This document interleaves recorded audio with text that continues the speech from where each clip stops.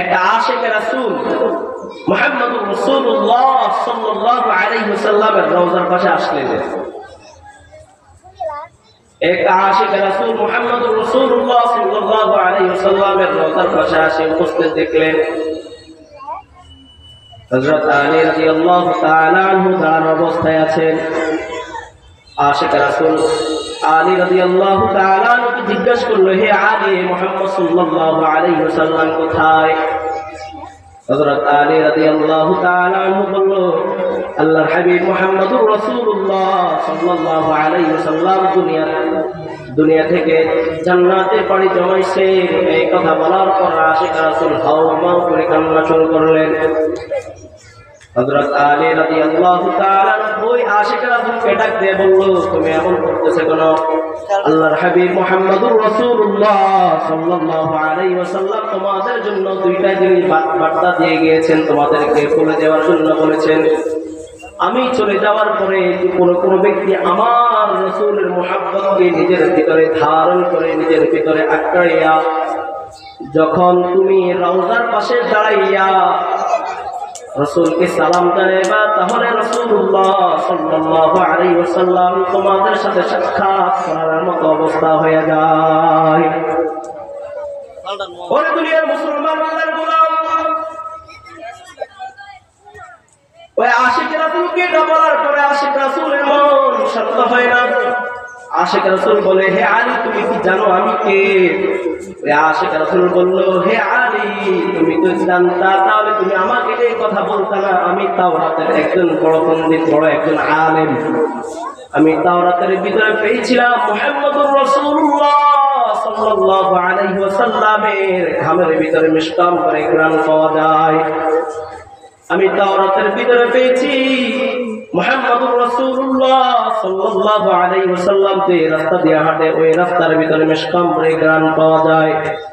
ওই আশিক রাসূল চিল্লায় বলে, হে আলী, যদি তুমি জানতা আমি মুহাম্মদুর রাসূলুল্লাহ সাল্লাল্লাহু আলাইহি ওয়াসাল্লামের গুণগান শুধু তাওরাতের ভিতরে এইভাবে না, অনেকভাবে পেয়েছিলাম। এই কথা বলার পরে আলী রাদিয়াল্লাহু তাআলা আনহুকে বলল, হে আলী, যদি তুমি জানতা আমি কেমন মুহাব্বত নিয়ে রাসূলুল্লাহ সাল্লাল্লাহু আলাইহি ওয়াসাল্লামের সাথে দেখা করতে আসলাম, যদি তুমি আমার মনের ভিতরে ঢুকতা, তাহলেই তুমি জানতা আমার মন কি চায়।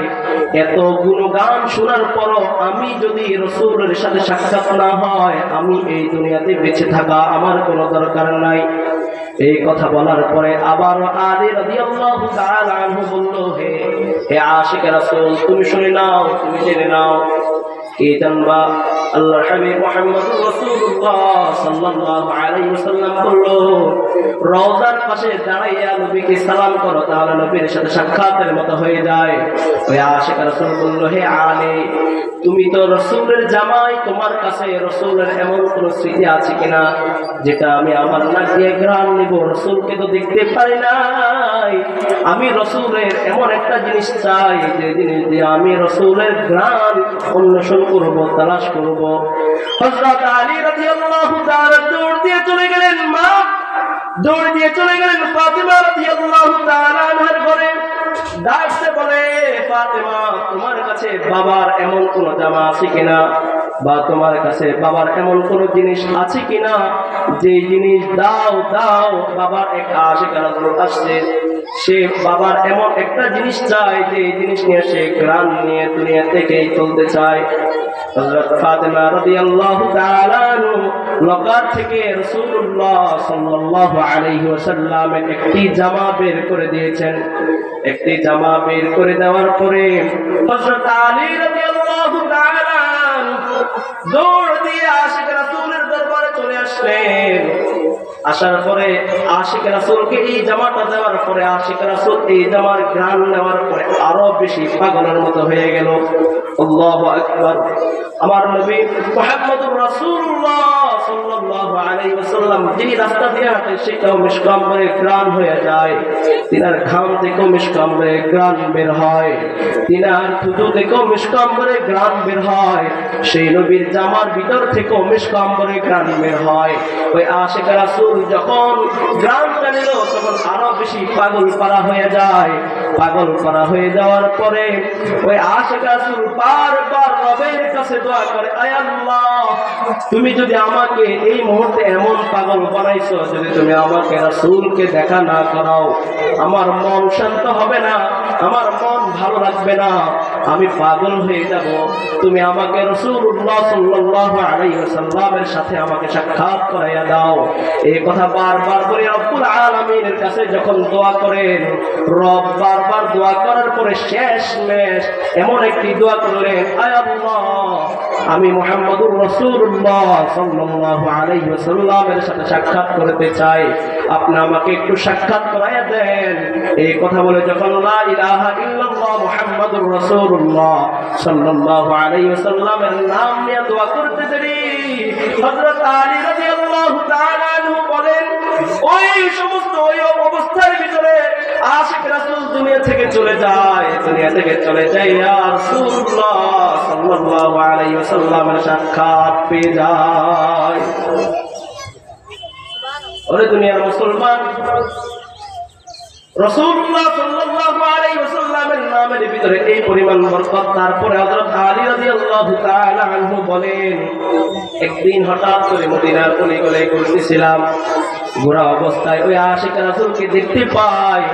দেখতে পাওয়ার পরে ওই আশিক রাসূলকে প্রশ্ন করলে, হে আশিক রাসূল, আমার বাবা জান হযরত মুহাম্মদুর মুস্তাফা সাল্লাল্লাহু আলাইহি ওয়াসাল্লামের সাথে তোমার কি সাক্ষাৎ হয়েছে কিনা? আল্লাহু আকবার। ওই আশিক রাসূল বলে, হে আলী, তোমার বাবা জানের সাথে আমি সাক্ষাৎ করে এসেছি। তাহলে বোঝা যায় আমার নবী আমাদের জন্য রহমত, আমার নবীর নামের ভিতরেও বরকত। কেমন বরকত? যেই ব্যক্তি দুনিয়াতে নবীর নাম নিয়ে দোয়া করে, রব্বুল আলামিন সেটা সাথে সাথে গ্রহণ করে নেন। সুবহানাল্লাহ। এবার আসেন, আমার নবীর আখলাক কেমন ছিলেন? আল্লাহ পাক রব্বুল আলামিন কুরআন মাজিদের ভিতরে ডাক দিয়ে বলে, আমার নবীর আখলাক কেমন ছিল? ওয়া ইন্নাকা লাআলা খুলুকিন আযীম। দুনিয়ার সমস্ত আখলাককে যদি এক করা হয়, আমার নবীর আখলাকের মতো এক হবে না। সবচেয়ে উত্তম আখলাক আমার নবী মুহাম্মদুর রাসূলুল্লাহ সাল্লাল্লাহু আলাইহি ওয়াসাল্লামকে দিয়েছেন। এই জন্যই তো এক কবি বলেন, সাইয়্যিদুল কাওনাইন খাতামুল মুরসালিন আখিরামত বুদে ফখরুল আউয়ালিন। তিনি দু জাহানের বাচ্চা, তিনি দু জাহানের বাচ্চা, প্রত্যেকটা নবীগণের তিনি সরদার ছিলেন। আখিরামত বুদে ফখরুল আউয়ালিন, তিনি শেষ নবী, তারপর প্রত্যেকটা নবী তিনি নিয়ে গর্ব করতেন। শুধু ওয়াজুদাস রাহমাতাল লিল আলামিন, মসজিদে ও শুধ হামারো এ জমিন। তিনি জগৎবাসীর জন্য রহমত। তিনি কেমন রহমত? জগৎবাসীর জন্য রহমত। দুনিয়ার এমন কোন জায়গা নাই যে জায়গার জন্য তিনার জন্য রহমত নয়। তাহলে সেই নবীর আখলাক কেমন? আল্লাহ পাক রব্বুল আলামিন কোরআনের ভিতরে স্পষ্ট ভাষায় বলে দিয়েছেন, ওয়া ইন্নাকা লাআলা খুলুকিন আযীম। সবচেয়ে উত্তম আখলাক আমার নবী মুহাম্মদুর রাসূলুল্লাহ সাল্লাল্লাহু আলাইহি ওয়াসাল্লামকে দিয়েছেন। আম্মা জান আয়েশা সিদ্দিকা রাদিয়াল্লাহু তাআলা আনহা বলেন, আম্মা জান আয়েশা সিদ্দিকা রাদিয়াল্লাহু তাআলা আনহা বলেন, আমার নবী এত পরিমাণ আখলাক ওয়ালা ছিলেন, তিনি যুদ্ধের ময়দান ছাড়া কখনো কোনো ব্যক্তিকে প্রহার করেন নাই। তিনি যুদ্ধের ময়দান ছাড়া কোনো ব্যক্তিকে প্রহার করেন নাই। এমনকি তিনি কখনো তিনার স্ত্রীদেরকেও প্রহার করেন নাই, খাদেমদেরকেও প্রহার করেন নাই। হযরত আনাস রাদিয়াল্লাহু তাআলা আনহু রাসূলুল্লাহ সাল্লাল্লাহু আলাইহি ওয়াসাল্লামের 10 বছরের খাদেম ছিলেন। হযরত আনাস রাদিয়াল্লাহু তাআলা আনহু বলেন, আমি রাসূলুল্লাহ সাল্লাল্লাহু আলাইহি ওয়াসাল্লামের খাদেম থাকা অবস্থায় কখনো রাসূলুল্লাহ সাল্লাল্লাহু আলাইহি ওয়াসাল্লাম আমাকে ধমক দিয়ে কথা বলেন নাই। রাসূলুল্লাহ সাল্লাল্লাহু আলাইহি ওয়াসাল্লাম আমাকে কখনো এই কথা বলেন নাই, তুমি আনাস এই কাজ করো নাই কেন? কখনো এই কথা বলেন নাই, আনাস তুমি এই কাজ কেন করেছো? রাসূলুল্লাহ সাল্লাল্লাহু আলাইহি ওয়াসাল্লাম এই কথা কখনো বলেন নাই।